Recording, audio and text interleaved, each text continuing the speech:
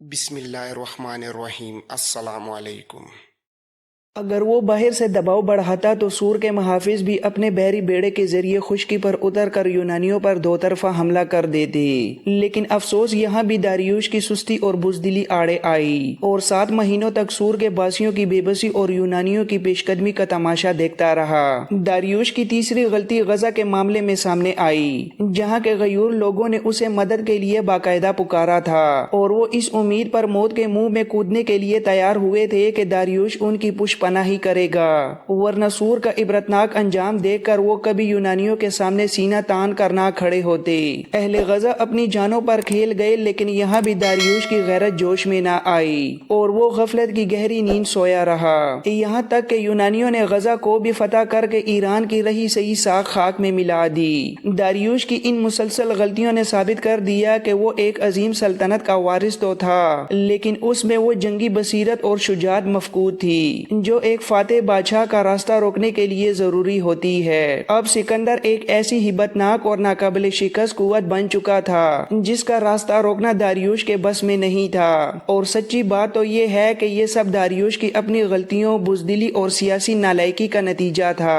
یاد رہے کہ جب سکندر نے یونان سے اپنی اس عظیم مہم کا آغاز کیا تھا تو اس کے پاس اپنا کوئی مضبوط بحری بیڑا موجود نہیں تھا، لیکن حالات نے ایسا پلٹا کھایا کہ قبرص اور کریٹ کے بحری بیڑے اس کے زیر نگی آ گئے۔ یہی نہیں بلکہ جنوبی یونان سے ایشیا کی طرف آتے ہوئے راستے میں جتنے بھی جزیرے آئے، سکندر نے انہیں تحفظ کی ضمانت دے کر ان کے تمام جنگی جہاز اپنے بیڑے میں شامل کر لیے تھے۔ یوں اب وہ سمندروں کا بھی بے تاج بادشاہ بن چکا تھا۔ غزہ کی دیواروں کو خاک میں ملانے اور وہاں کے تمام انتظامات کو ہاتھ میں لینے کے بعد سکندر نے اپنی فاتحانہ پیش قدمی کا دوبارہ آغاز کیا۔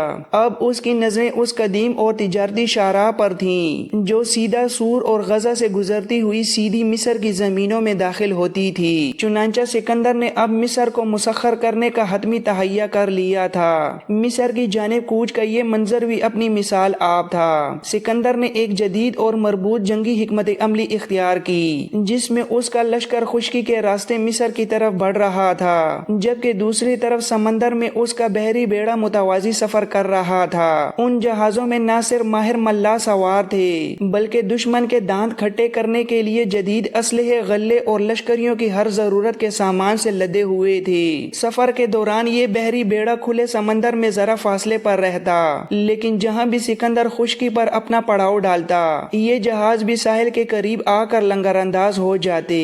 ملاح جہازوں سے اتر کر پڑاؤ میں آرام کرتے اور تازہ دم ہو کر اگلے مرحلے کے لیے تیار ہو جاتے۔ اسی جاؤ جلال کے ساتھ سکندر مصر کی سرحدوں کی طرف تیزی سے بڑھ رہا تھا۔ لگاتار تھکا دینے والے سفر کے بعد جب سکندر اپنے بحری بیڑے اور لشکر کے ساتھ دریائے نیل کے ڈیلٹا تک پہنچا تو اس نے دیکھا کہ مصر کی سرزمین پرسکون جھیل کی طرح بالکل خاموش اور مطمئن تھی۔ اسے یہ دیکھ کر حیرت ہوئی کہ اس کے داخلے کے وقت کہیں سے بھی مزاحمت کی کوئی ایک چنگاری نہ بڑکی، نہ ہی کوئی ایسا لشکر سامنے آیا جو اس کا راستہ روکنے کی جسارت کرتا۔ مصریوں کے اس غیر متوقع رد عمل نے اس کے دل میں ان کے لیے ہمدردی پیدا کر دی۔ دراصل مصر اس عہد میں ایرانی سلطنت کا ایک صوبہ تھا، مگر مصریوں اور ایرانیوں کے درمیان تعلقات کبھی خوشگوار نہیں رہے تھے۔ وہ اکثر و بیشتر ایرانی تسلط کے خلاف بغاوت کا علم بلند کرتے رہتے تھے۔ مصری عوام داریوش اور اس کے حکام کے جابرانہ رویوں سے اس قدر نالاں تھے کہ جب انہوں نے دیکھا کہ داریوش یونانیوں سے شکست کھا کر کسی چور ڈاکو کی طرح روپوش ہو گیا ہے اور اس میں اب سامنے آنے کی ہمت نہیں، تو انہوں نے اس صورتحال کو اپنی آزادی کا سنہری موقع سمجھا اور کسی مزاحمت کی بجائے یونانیوں کا خیر مقدم کیا، جس کی 2 بڑی وجوہات تھیں۔ پہلی وجہ یہ کہ مصریوں کو یقین تھا کہ سکندر کے قدم پڑتے ہی ان کی جان ان جابر ایرانی حکمرانوں سے چھوٹ جائے گی جو صرف اپنی عیش و عشرت اور لشکر کشی کے اخراجات پورے کرنے کے لیے آئے دن مصر کی دولت اور وسائل پر شب خون مارتے تھے۔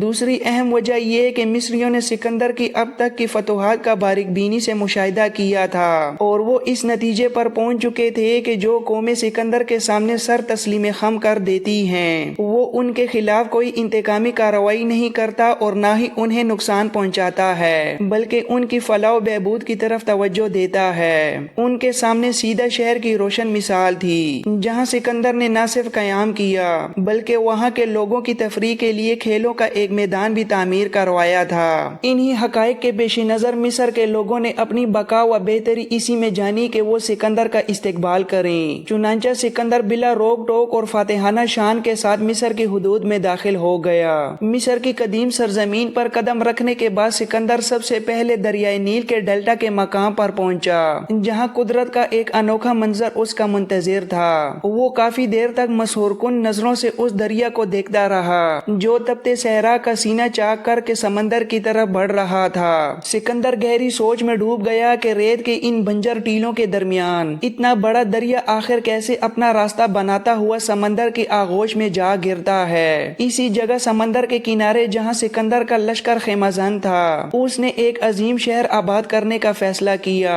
جو رہتی دنیا تک اس کے نام کو زندہ رکھ سکے۔ وہاں قیام کے دوران جب سکندر نے اپنی نظریں دریائے نیل کے بالائی علاقوں کی طرف دوڑائیں تو وہ دنگ رہ گیا۔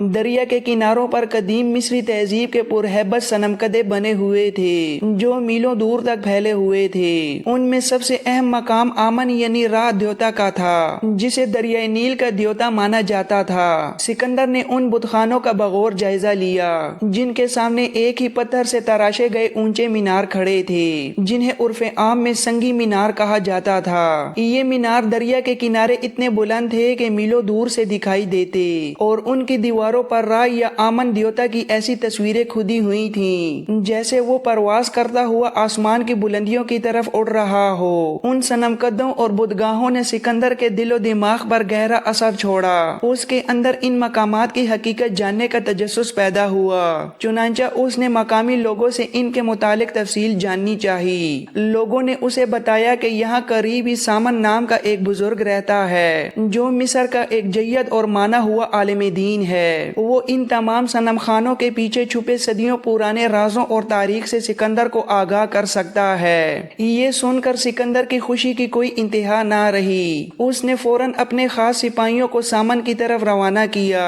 اور سخت تاکید کی کہ اسے عزت اور احترام کے ساتھ اس کے سامنے پیش کیا جائے۔ جب سامن سکندر کے سامنے پیش ہوا تو وہ اس وقت دریائے نیل کے کنارے بیٹھا لہروں کا نظارہ کر رہا تھا۔ سامن کی شخصیت میں ایک ایسی علمی ہیبت تھی کہ سکندر نے اٹھ کر اس کا استقبال کیا، نہایت جوش کے ساتھ اس سے مصافحہ کیا اور اسے اپنے قریب جگہ دی۔ پھر اس کی طرف متوجہ ہو کر رعبدار لہجے میں کہنے لگا، میرا نام سکندر ہے اور میں۔ ابھی سکندر کی بات ادھوری ہی تھی کہ سامن کے چہرے پر ایک دھیمی سی مسکراہٹ نمودار ہوئی اور وہ بڑی شائستگی سے بول اٹھا، اے سکندر، آپ کو اپنا تعارف کرانے کی ضرورت نہیں کیونکہ جو سپاہی مجھے لینے آئے تھے انہوں نے آپ کے جاؤ جلال اور فتوحات کی داستانیں مجھے پہلے ہی سنا دی ہیں۔ انہوں نے مجھے بتایا تھا کہ آپ کے ذہن میں کچھ سوال ہیں جو آپ مجھ سے پوچھنا چاہتے ہیں۔ آپ بلا جھجک پوچھیں۔ اگر میرے علم میں ہوا تو میں ضرور جواب دوں گا اور اگر میرے علم میں نہ ہوا تو میں سچائی کے ساتھ معذرت کر لوں گا۔ سکندر کچھ لمحوں تک ایک خاموش نظر سے اس کے پرنور چہرے کو تکتا رہا جیسے اس کی شخصیت کی گہرائی کو ماپنے کی کوشش کر رہا ہو۔ پھر بڑے تجسس کے ساتھ کہنے لگا، اے دانشور، میں دیکھ رہا ہوں کہ اس دریائے نیل کے کناروں پر دور دور تک دیوقامت بت کدے اور صنم خانے بنے ہوئے ہیں۔ میں ان کی حقیقت جاننا چاہتا ہوں کہ یہ مقامات کن کے ہیں اور مصری تہذیب و تمدن میں ان کی کیا اہمیت ہے۔ دوسری بات جو میرے ذہن کو مسلسل الجھا رہی ہے وہ خود یہ دریائے نیل ہے۔ میں حیران ہوں کہ اس تپتے صحرا کے درمیان اتنا عظیم پانی کا ذخیرہ کہاں سے آتا ہے جو ختم ہونے کا نام ہی نہیں لیتا اور سمندر کی طرف بھاگا چلا جاتا ہے۔ ان عظیم الشان صنم قدوں اور اس جادوئی دریا کو دیکھنے کے بعد میرے دل میں یہ تڑپ پیدا ہوئی ہے کہ میں مصر کی قدیم تہذیب کے چھپے ہوئے گوشوں کا جائزہ لوں۔ اس لیے میں چاہتا ہوں کہ آپ اپنی علمی بصیرت سے اس پر روشنی ڈالیں۔ جب سکندر اپنی بات مکمل کر کے خاموش ہوا تو سامن لمبا سانس لے کر پروقار انداز میں بولا، اے سکندر، مصر کی یہ تہذیب کوئی عام شے نہیں بلکہ یہ ہزاروں سال پرانی ہے اور مصریوں کے کارنامے ہمیشہ سے پوری دنیا کی توجہ توجہ کا مرکز رہے ہیں۔ جہاں تک مصر کی تہذیب، یہاں کے قدیم دیوی دیوتاؤں اور ان کے صنم خانوں کا تعلق ہے، ان کے حالات میں آپ کو بعد میں تفصیل سے سناؤں گا، لیکن سب سے پہلے میں آپ کو اس دریائے نیل کے بارے میں بتاتا ہوں جو مصر کی رگوں میں دوڑتے خون کی مانند ہے۔ آپ یہ سمجھیں کہ یہ دریائے نیل مصر کی بنجر زمین کے لیے قدرت کا ایک انمول تحفہ ہے۔ یہ بات آج سے ہزاروں سال پہلے بھی اتنی ہی سچ تھی جتنی آج ہے، کیونکہ دریائے نیل کا یہ بہتا پانی اس سرزمین کے لیے آب بقا کی حیثیت رکھتا ہے۔ آپ اس حقیقت سے واقف نہیں ہوں گے کہ اس پورے خطے میں بارش نام کی نہیں ہوتی، اس لیے یہاں کے لاکھوں انسانوں کی زندگی اور موت کا تمام تر دار و مدار اسی دریا پر ہے۔ مصری اسی کا پانی پیتے ہیں، یہی ان کے کھیتوں میں ہریالی لاتا اور یہی ان کی پیاسی زمین کو سیراب کرتا ہے۔ حتیٰ کہ تجارت اور سفر کے لیے بھی مصری اسی کی لہروں کا سہارا لیتے ہیں۔ یوں سمجھیے کہ اگر یہ دریا کبھی سوکھ جائے تو مصریوں کے لیے سانس لینا بھی حرام ہو جائے اور یہ ہستی بستی تہذیب خاک میں مل جائے۔ آپ نے اپنی فتوحات کے دوران بے شمار ملک دیکھے ہوں گے جہاں ایک سے زائد دریا بہتے ہیں اور ان کے کئی معاون دریا ہوتے ہیں جو ان کی قوت بڑھاتے ہیں، لیکن نیل دنیا کا وہ واحد اور انوکھا دریا ہے جس کا کوئی معاون نہیں۔ یہ تنہا اپنی منزل کی طرف بڑھتا ہے۔ میں آپ پر یہ راز بھی افشا کر دوں کہ یہ عظیم دریا جسے ہم نیل کہتے ہیں، یوگنڈا کی دشوار گزار پہاڑیوں سے جنم لیتا ہے اور افریقہ کے تپتے صحرائے اعظم کے سینے پر ایک لمبی آبی لکیر بناتا ہوا آخرکار بحیرہ روم کی آغوش میں آ گرتا ہے۔ ایک اور حیرت انگیز بات یہ ہے کہ جب یہ مصر کی حدود میں داخل ہوتا ہے تو تقریباً 500 میل تک ایک خشک اور اونچی سطح مرتفع کے درمیان سے گزرتا ہے، جہاں اس کا پاٹ انتہائی چوڑا اور ہیبت ناک دکھائی دیتا ہے۔ البتہ سفر کی صحبتیں کاٹتا ہوا یہ دریا جب مصر کے قدیم شہر منفس کے قریب پہنچتا ہے تو پہاڑیاں اس کا راستہ چھوڑ کر دور ہٹ جاتی ہیں اور وادی ایک دم کشادہ اور وسیع ہو جاتی ہے۔ یہاں سے آگے بڑھ کر یہ دریا مختلف شاخوں میں تقسیم ہو جاتا ہے اور اس کا پانی ان شاخوں میں بڑھ کر تقریباً 400 میل لمبے اور زرخیز ڈیلٹا کو سیراب کرتا ہوا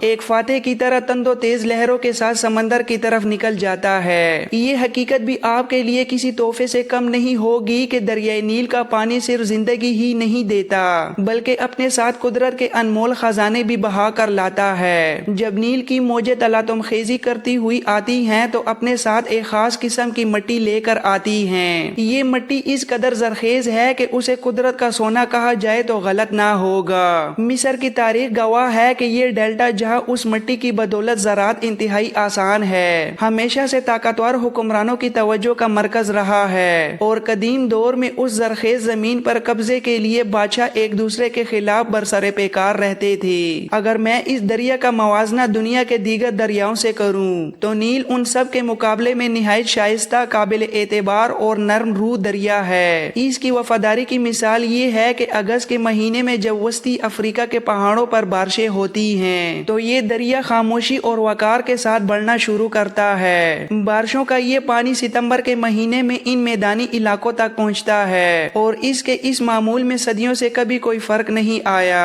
اگر کبھی قدرت کی طرف سے اس معمول میں ذرا سی بھی تبدیلی آ جائے تو پورے مصر میں ہولناک قحط کا سایہ منڈلانے لگتا ہے۔ جب اس دریا میں سالانہ سیلاب آتا ہے تو ساحل کی میلوں لمبی زمین پانی کی چادر تلے ڈھک جاتی ہے، لیکن یہ سیلاب تباہی نہیں بلکہ خوشحالی کا پیغام لاتا ہے۔ 2-3 مہینے بعد جب دریا کی موجیں پیچھے ہٹتی ہیں تو زمین پر مٹی کی نہایت قیمتی اور زرخیز تہہ چھوڑ جاتی ہیں جو قدرتی کھاد کا کام دیتی ہے۔ بعض اوقات جب پانی کی مقدار زیادہ ہوتی ہے تو دریائے نیل کا رخ ریگستانی علاقوں کی طرف بھی ہو جاتا ہے، وہاں بھی یہ اپنی زرخیزی کے نشان چھوڑ جاتا ہے اور لوگ اس ریتیلی زمین کو بھی لہلہاتے کھیتوں میں بدل دیتے ہیں۔ یہی وجہ ہے کہ مصر کے تمام بڑے شہر، قصبے اور بستیاں اسی دریا کے کناروں پر آباد ہیں، گویا نیل ہی مصر کی شارگ ہے۔ یہاں تک کہنے کے بعد جب سامن خاموش ہوا تو سکندر جو خاموشی سے یہ سب سن رہا تھا پرجوش انداز میں بولا، میں تمہارا بے حد شکر گزار ہوں کہ تم نے نیل کے انوکھے راز مجھ پر عیاں کیے۔ اب میری بے چینی ان صنم قدوں کے بارے میں ہے جو اس دریا کے کناروں پر اپنی عظمت کی داستانیں سنا رہے ہیں، ان کے بارے میں بھی کچھ روشنی ڈالو کہ یہ کیا طلسم ہے۔ اس سوال پر مصری عالم کے لبوں پر ایک تبسم نمودار ہوا اور وہ آنکھوں میں ایک قدیم چمک لیے کہنے لگا، سکندر دریائے نیل کے کنارے جو یہ صنم کدے تم دیکھ رہے ہو یہ اس سرزمین کے مختلف طاقتور دیوتاؤں کی قیام گاہیں ہیں۔ ان میں سب سے عظیم الشان بت کدے راہ دیوتا کے ہیں جو سورج کا دیوتا مانا جاتا ہے۔ اس کے علاوہ تمہیں یہاں ازریس دیوتا کے صنم کدے بھی ملیں گے۔ سکندر نے ایک بار پھر بات کاٹتے ہوئے پوچھا،